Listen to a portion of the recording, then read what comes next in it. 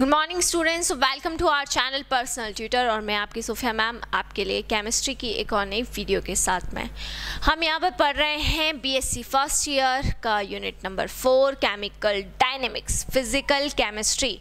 ठीक है, तो इस पूरी यूनिट के अंदर जैसा कि केमिकल रिएक्शंस के बारे में ही हैं और केमिकल रिएक्शंस किस तरीके से होती हैं उसी के बारे में हम पूरा डिस्कस कर रहे हैं। लास्ट वाली वीडियो में मैंने आपको एनर्जीज़ के बारे में बताया था, जैसे थ्रेशोल्ड एनर्जी हो गई, एक्टिवेशन एनर्जी हो गई। इनके बारे में हम लास्ट वाली वीडियो में डिस्कस कर चुके हैं। अब हम यहाँ पर पढ़ने वाले हैं प्रोग्रेस ऑफ रिएक्शन। ठीक है, प्रोग्रेस ऑफ रिएक्शन की प्रोग्रेस किस तरीके से होती है। तो जो भी रिएक्टेंट्स होते हैं, देखिए ये रिएक्टेंट्स होते हैं और रिएक्टेंट से ये तो पता ही है, स्टार्टिंग से ही पढ़ रहे हैं, प्रोडक्ट्स बनता है। तो ये हम डायरेक्टली बोलते हैं कि रिएक्टेंट से प्रोडक्ट बनता है, बट रिएक्टेंट से डायरेक्टली प्रोडक्ट नहीं बनता। रिएक्टेंट सबसे पहले क्या करते हैं, एनर्जी को एब्जॉर्ब करते हैं, एनर्जी को एब्जॉर्ब करेंगे। रिएक्टेंट सबसे पहले रिएक्टेंट क्या करेंगे, एनर्जी को एब्जॉर्ब करेंगे। कौन सी एनर्जी को, जो एक्टिवेशन एनर्जी के इक्वल होती है, एक्टिवेशन एनर्जी के इक्वल होती है, उस एनर्जी को क्या करते हैं, एब्जॉर्ब करते हैं। जैसे ही वो इस एनर्जी को एब्जॉर्ब करेंगे तो यहाँ पर वो एक एक्टिवेटेड कॉम्प्लेक्स का फॉर्मेशन करते हैं। पहले एक्टिवेटेड कॉम्प्लेक्स, तो रिएक्टेंट के मॉलिक्यूल थे, उन्होंने एनर्जी को एब्जॉर्ब किया। कौन सी एनर्जी, जो एक्टिवेशन एनर्जी के इक्वल थी, और किसका फॉर्मेशन किया है, एक्टिवेटेड कॉम्प्लेक्स का फॉर्मेशन किया है। ठीक है, अब इस केस में जो भी मॉलिक्यूल की एनर्जी रहेगी, वो मॉलिक्यूल की एनर्जी किसके इक्वल रहेगी, वो मॉलिक्यूल की एनर्जी थ्रेशोल्ड एनर्जी के इक्वल रहेगी। ठीक है, थ्रेशोल्ड एनर्जी के इक्वल रहेगी। थ्रेशोल्ड एनर्जी मैं आपको लास्ट वाली वीडियो के अंदर बता चुकी हूँ कि एनर्जी बैरियर तक पहुँचने के लिए जो मिनिमम एनर्जी रहती है उसको हम थ्रेशोल्ड एनर्जी कहते हैं। कोई भी रिएक्टेंट का मॉलिक्यूल तभी प्रोडक्ट में बदल सकता है जब उसके पास में मिनिमम ये थ्रेशोल्ड एनर्जी हो। ठीक है, अब यहाँ पर मैं आपको एक ग्राफ के थ्रू इस पूरे कॉन्सेप्ट को समझाती हूँ। देखिए, हम यहाँ पर एक ग्राफ प्लॉट करते हैं। ये हमारा रिएक्टेंट का मॉलिक्यूल है और ये रिएक्टेंट से चेंज हो रहा है किसके अंदर, प्रोडक्ट के अंदर। ठीक है, अब ये वाली आपकी स्टेज हो गई। यहाँ पर इस पॉइंट पर, ये वाला जो पॉइंट है, इस पॉइंट पर बनता है एक्टिवेटेड कॉम्प्लेक्स। ठीक है, एक्टिवेटेड कॉम्प्लेक्स, इस पर्टिकुलर पॉइंट पर क्या बन रहा है, एक्टिवेटेड कॉम्प्लेक्स, ये वाला पॉइंट। ठीक है, यहाँ से यहाँ तक की जो रिएक्शन होती है उस रिएक्शन को हम कहते हैं फॉरवर्ड रिएक्शन। ठीक है, मतलब कि यहाँ से, इस पॉइंट से लेके यहाँ तक की, ठीक है, ये क्या होगी, फॉरवर्ड रिएक्शन। ठीक है, और इस पॉइंट से यहाँ तक की जो रिएक्शन होती है वो कहलाती है रिवर्स। इस पॉइंट से लेकर इस पॉइंट तक की होगी फॉरवर्ड, और इस पॉइंट से लेकर इस पॉइंट तक की क्या होगी, इस पॉइंट तक की रिएक्शन जो भी होगी वो हो जाएगी आपकी रिवर्स रिएक्शन। ठीक है, अब यहाँ पर अगर हम देखें तो हमने यहाँ पर क्या किया है, एक ग्राफ प्लॉट करा है, ग्राफ प्लॉट किया है। अब यहाँ पे हम 2 पॉइंट मान लेते हैं, जैसे एक पॉइंट ए मान लेते हैं और जो दूसरा पॉइंट है उस दूसरे पॉइंट को हम बी मान लेते हैं, कंसिडर करेंगे। ए पॉइंट जो रहेगा वो इनिशियल एनर्जी को रिप्रेजेंट कर रहा है, जिसको हम कह रहे हैं E1, इनिशियल एनर्जी, जिसको हम क्या कह रहे हैं, E1 कह रहे हैं। ठीक है ना, इसके बीच में जो AB जो भी रहेगा ये वो रिप्रेजेंट कर रहा है आपका बैरियर। AB क्या रिप्रेजेंट करेगा, AB रिप्रेजेंट करेगा आपका एनर्जी, बैरियर को वो रिप्रेजेंट करेगा AB। ठीक है, ये है आपका एनर्जी बैरियर। ठीक है ना, जिसको रिएक्टेंट को क्रॉस करना है। और जो C पॉइंट रहेगा, जैसे एक पॉइंट ये है C, ठीक है, यहाँ पर जो है वो ए बी, ये वाला पॉइंट एनर्जी बैरियर का पॉइंट है देखिए, और ये यहाँ पर बन रहा है आपका प्रोडक्ट सी, और ये ए और बी दो पॉइंट है रिएक्टेंट के साइड पे जो हम कंसिडर कर रहे हैं। तो ए और बी, ए की बात करें तो इसके पास में जो मिनिमम एनर्जी है वो कितनी है, E1 है, और जब वो सी को क्रॉस कर रहा है तो प्रोडक्ट की एनर्जी हमने क्या मान ली, प्रोडक्ट की एनर्जी यहाँ पर हम E2 मान रहे हैं। मतलब सी जो आपका प्रोडक्ट है, प्रोडक्ट वाला पॉइंट है, उसकी एनर्जी, उस पॉइंट पे एनर्जी हमने क्या मान ली है, E2, इस पॉइंट पर एनर्जी हमने क्या मान ली है, इस पॉइंट पर एनर्जी हमने मान ली है E1। ठीक है, अब जब हम बात करते हैं स्टार्टिंग की, स्टार्टिंग के अंदर कौन कौन है, एक ए है और दूसरा क्या है, बी है। तो ए और बी जो हैं स्टार्टिंग के अंदर, इनमें देखिए कर्व, तो ये क्या आ रहे हैं, एक दूसरे के क्लोज आ रहे हैं, ए और बी एक दूसरे के क्लोज आ रहे हैं क्योंकि दोनों क्या है, रिएक्टेंट है। पर यहाँ पर दोनों के बीच में रिएक्शन नहीं हो रही, दोनों के बीच में रिएक्शन इसीलिए नहीं हो रही है कि इनकी जो एनर्जी है दोनों की, वो जो होना चाहिए थ्रेशोल्ड एनर्जी उससे क्या है, कम है। तो ए और बी दोनों की ही एनर्जी क्या है, जो थ्रेशोल्ड एनर्जी एक मिनिमम वैल्यू होना चाहिए, उस एनर्जी से इन दोनों की जो एनर्जी है वो कम है, थ्रेशोल्ड एनर्जी से कम है। तो अब इनको एनर्जी प्रोवाइड करना पड़ेगी। ठीक है, एनर्जी प्रोवाइड करना पड़ेगी। जैसे ही हम इनको एनर्जी प्रोवाइड करेंगे तो ये कहाँ पहुँच जाएंगे, ये हमारा जो एनर्जी बैरियर का पॉइंट है, देखिए एनर्जी बैरियर का जो पॉइंट है वहाँ पहुँच जाएंगे। जैसे ही कोई ये दोनों ए और बी एनर्जी बैरियर के पॉइंट पे पहुँच जाते हैं तो उस स्टेट को हम क्या बोलेंगे, उस स्टेट को हम कहते हैं एक्टिवेटेड स्टेट। क्या बोलते हैं उसको, एक्टिवेटेड स्टेट। तो इनिशियली दोनों में ही आप देख सकते हैं कर्व, क्योंकि दोनों आपस में इंटरेक्ट नहीं कर पा रहे थे। रीज़न क्योंकि दोनों के पास में उतनी सफिशिएंट एनर्जी नहीं थी, लेकिन जैसे ही एनर्जी उनको प्रोवाइड की गई तो वैसे ही वो कौन सी स्टेज पे पहुंच गए, एक एक्टिवेटेड स्टेट के ऊपर पहुंच गए हैं।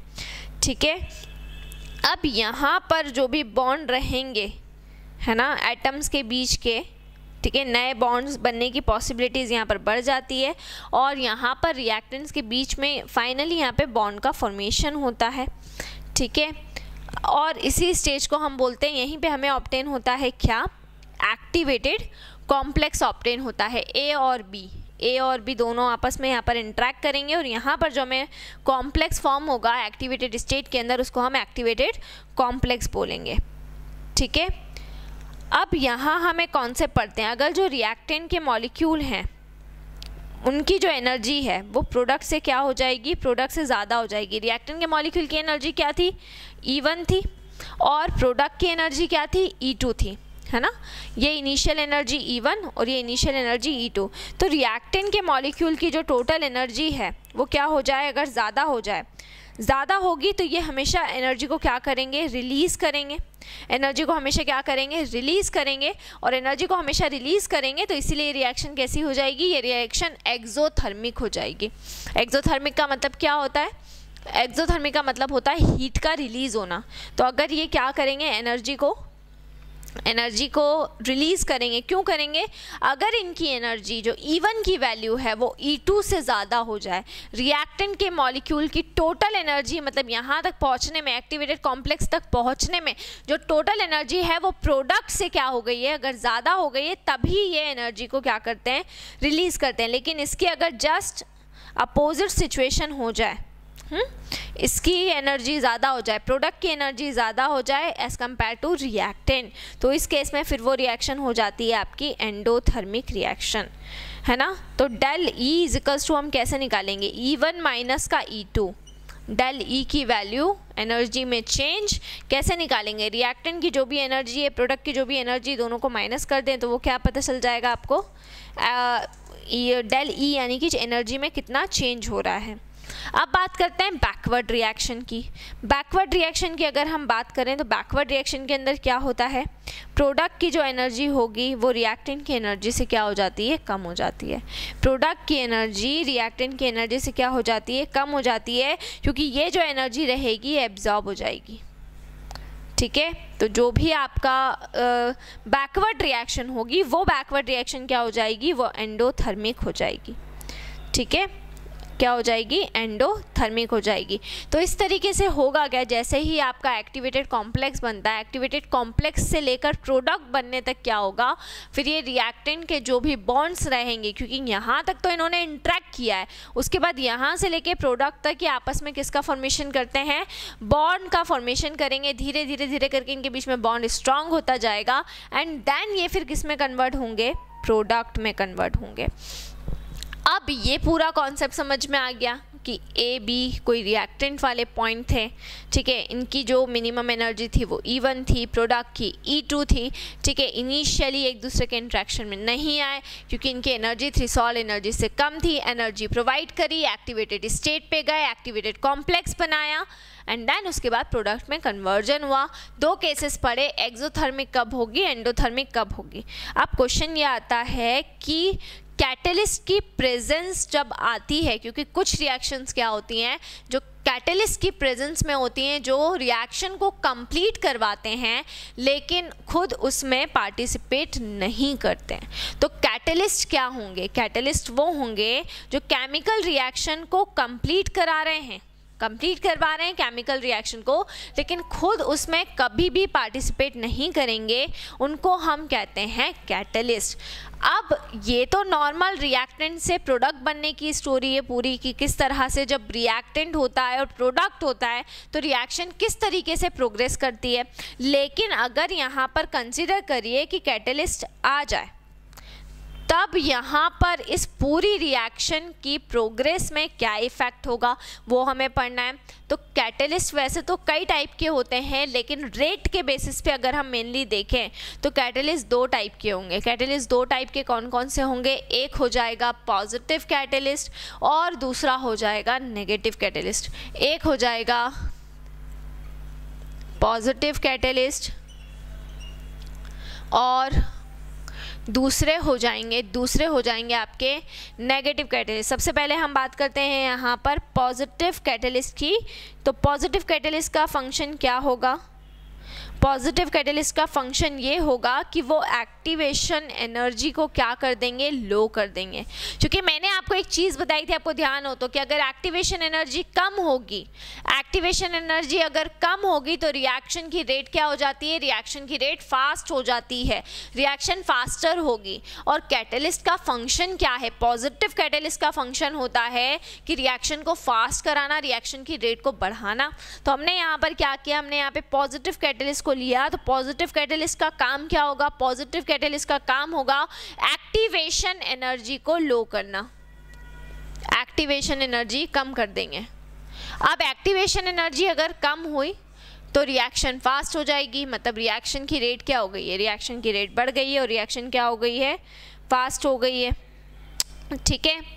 तो यहाँ पर क्या होगा, यहाँ पर ज़्यादा से ज़्यादा जितने भी रिएक्टेंट के मॉलिक्यूल हैं, मतलब बहुत सारे मैक्सिमम रिएक्टेंट के मॉलिक्यूल क्या करते हैं, एनर्जी बैरियर को क्रॉस कर जाते हैं और एनर्जी बैरियर को क्रॉस करके किसको बना देते हैं, प्रोडक्ट का फॉर्मेशन कर देते हैं, ठीक है। इसको भी मैं आपको एक ग्राफ के थ्रू समझा सकती हूँ। ये देखिए पॉजिटिव एनर्जी, पॉजिटिव कैटलिस्ट किस तरीके से हमारी रिएक्शन को अल्टर करते हैं। देखेंगे हम ग्राफ प्लॉट करते हैं, एक एनर्जी और किसके बीच में, रिएक्शन के बीच में, दोनों के बीच में हम यहाँ पर ग्राफ प्लॉट करते हैं।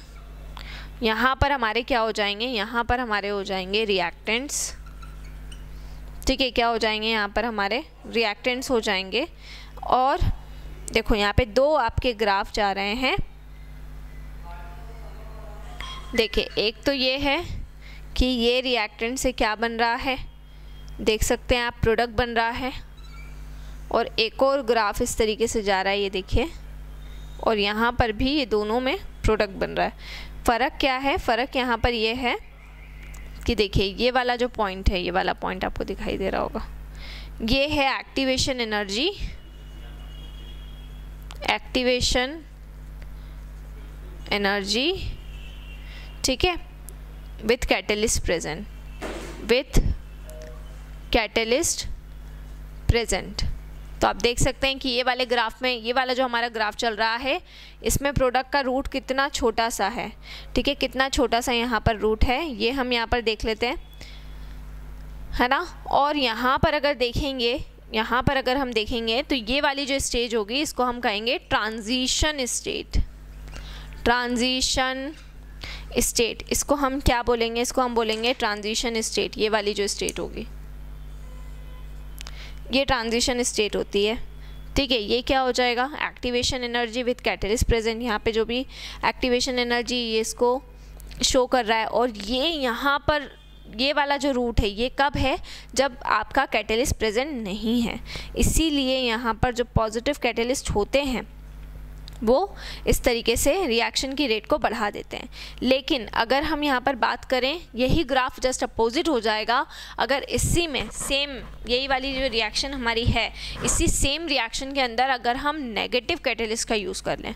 अगर नेगेटिव कैटलिस्ट इसमें हुआ, जो भी नेगेटिव कैटलिस्ट है अगर हम उसका यूज़ कर लें और नेगेटिव कैटलिस्ट उसमें हुआ, तो नेगेटिव कैटलिस्ट क्या करेगा, एक्टिवेशन एनर्जी को इंक्रीज़ कर देगा। एक्टिवेशन एनर्जी को क्या कर देगा, इंक्रीज़ कर देगा। तो जो हमारी नॉर्मल, जैसे ये रिएक्टेंट है और ये प्रोडक्ट बन रहा है, तो नॉर्मल जो ट्रांजिशन स्टेट बन रही है, ठीक है, उससे ऊपर वाला ग्राफ जाएगा अगर यहाँ पर नेगेटिव कैटलिस्ट हुआ तो नेगेटिव कैटलिस्ट का फंक्शन होगा एक्टिवेशन एनर्जी को कम करना। जब एक्टिवेशन एनर्जी कम हो गई, है ना, जब एक्टिवेशन एनर्जी कम हो गई तो उस केस में फिर क्या होगा कि रिएक्शन का पाथ इंक्रीज हो जाएगा, और इस वजह से रिएक्शन की रेट क्या हो जाती है, रिएक्शन की जो रेट होगी वो डिक्रीज हो जाएगी, ठीक है। तो नॉर्मल कोई भी रिएक्टेंट और प्रोडक्ट, ये नॉर्मल रिएक्शन है, एक नॉर्मल जो हो रही है जिस स्पीड से हो रही है वो तो वैसे ही होगी।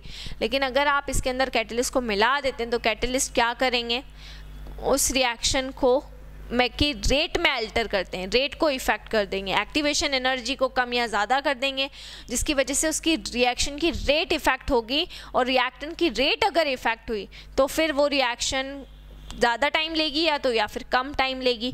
पॉजिटिव कैटलिस्ट अगर है तो रिएक्शन फास्ट होगी, मतलब कम टाइम में होगी। नेगेटिव कैटलिस्ट अगर है तो रिएक्शन फिर धीरे धीरे होगी। तो इस तरीके से हमारे जो कैटलिस्ट होते हैं वो इस ग्राफ को अल्टर करते हैं, हमारी केमिकल रिएक्शन को अल्टर करते हैं। बट नॉर्मली अगर ओवरऑल अगर हम प्रोग्रेस ऑफ रिएक्शंस को देखें तो नॉर्मली रिएक्शन यही होती है कि रिएक्टेंट्स के मॉलिक्यूल रहेंगे, उसमें से दो अगर रिएक्टेंट के मॉलिक्यूल है वो इनिशियली एक दूसरे से इंटरेक्ट नहीं करते हैं, लेकिन जैसे ही हम उनको एनर्जी प्रोवाइड करते हैं, एक्टिवेशन एनर्जी, तो वो एक दूसरे से इंटरेक्ट करते हैं और इंटरेक्ट करके वो एक्टिवेटेड स्टेट में जाएंगे। उसी स्टेट को यहाँ पर ट्रांजिशन स्टेट या एक्टिवेटेड स्टेट बोला जाता है।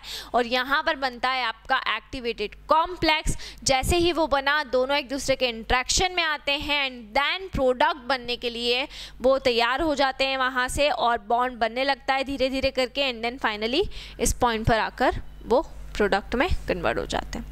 तो ये पूरी आपकी रिएक्शन की प्रोग्रेस थी जो मैंने आपको एक्सप्लेन करी। इसके बाद में नेक्स्ट वीडियो में हम और कुछ टॉपिक इस यूनिट के करने वाले हैं, तो इसी तरह से जुड़े रहिए हमारे साथ में।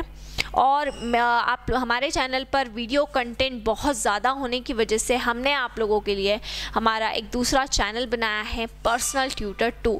तो अब हमारे वीडियो लेक्चर्स आपको हमारे दोनों चैनल्स पर मिलेंगे। तो आपको करना ये है, हमारा जो दूसरा चैनल है पर्सनल ट्यूटर 2, उसको जाके सब्सक्राइब करना है, लाइक करना है और ज़्यादा से ज़्यादा उसको शेयर करना है। Thank you so much.